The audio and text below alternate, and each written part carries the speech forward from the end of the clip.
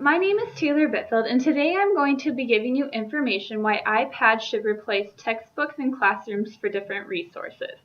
Did you know that more than $8 billion have been spent in school districts for the use of textbooks? There are three main companies where this money is going to: McGraw-Hill, Pearson, and Harcourt Company. The use of ebooks and iPads reduce the amount of money needed for these resources. Electronic devices offer so much more than a few pages of information. They offer more resources for research, papers, videos, online quizzes, and homework assignments. That's a lot more than a textbook can offer, according to Barack. I will be informing you about the benefits of using an iPad and other technology instead of textbooks. I will show you the information why iPads should replace textbooks in classroom settings because of the cost, the amount of trees needed, and the lack of learning opportunities that textbooks have. The cost of iPads can be $300 to $500 for a school per student. Schools can also get grants and discounts by buying in bulk from some companies. This is a one-year cost for many years to come, and it is a lot less expensive than getting textbooks. Tablet prices are starting to drop. In 2011, they were $410, and they are predicted to drop even more by 2015 and be around $260.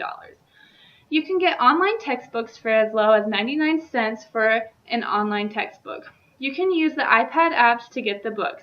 Some examples are BNN eReader, eBooks by Kobo, and there are many more options available too. Textbooks cause school districts to spend $8 billion a year on paper books, according to Murray. This makes it more expensive than ebooks, averaging $80 per student per book, which is approximately $560 a year per student. Next, I'm going to talk about the amount of trees cut down because of textbooks. With iPads, no trees are needed for online books and resources. There is also a less need for printed copies of homework, worksheets, and quizzes and exams because they have access to that on their tablet. However, a student will need a charging source. According to Daniel, textbooks are a part of a 4 billion trees, or 35% of the total trees cut down around the world that are being used in paper industries.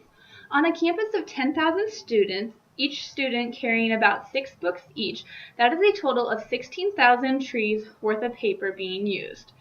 More trees are being cut down because information is changing constantly, according to Boyes. New books are needed constantly because of this change.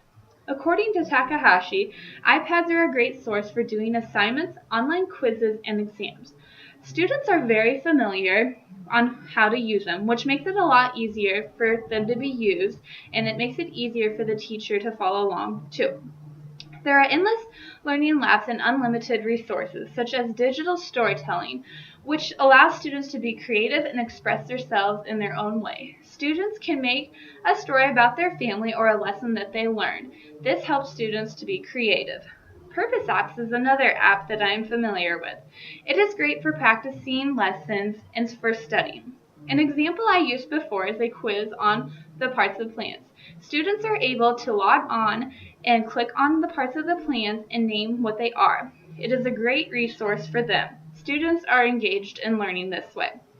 iPads can also hold 1,000 plus books, and you can check out books from an online library. These books include math, science, history, and of course your normal reading books. According to Boyes, using technology prepares students for the changing world of technology. Online resources are also updated frequently, and schools are not stuck with the huge price tags of books that they already bought. According to Barack, textbooks are just reused questions. The textbooks has all the answers to the questions, and the reading level of a textbook is difficult for some students. There is no extended learning opportunities either. Textbooks also do not take students' background knowledge into account. Some apps on the iPad allow the teacher to adjust for the student learning level. This can be very beneficial for some students.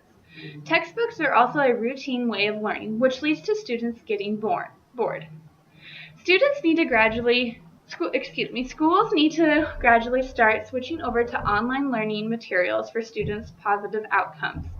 In conclusion, iPads save money in the long run. No trees are needed to update information. No more paper copies of homework, worksheet, quizzes, and other things used in the classroom are needed because they have access to that on their tablet. And there are endless benefits for extended learning opportunities such as digital storytelling and purpose games like I mentioned earlier.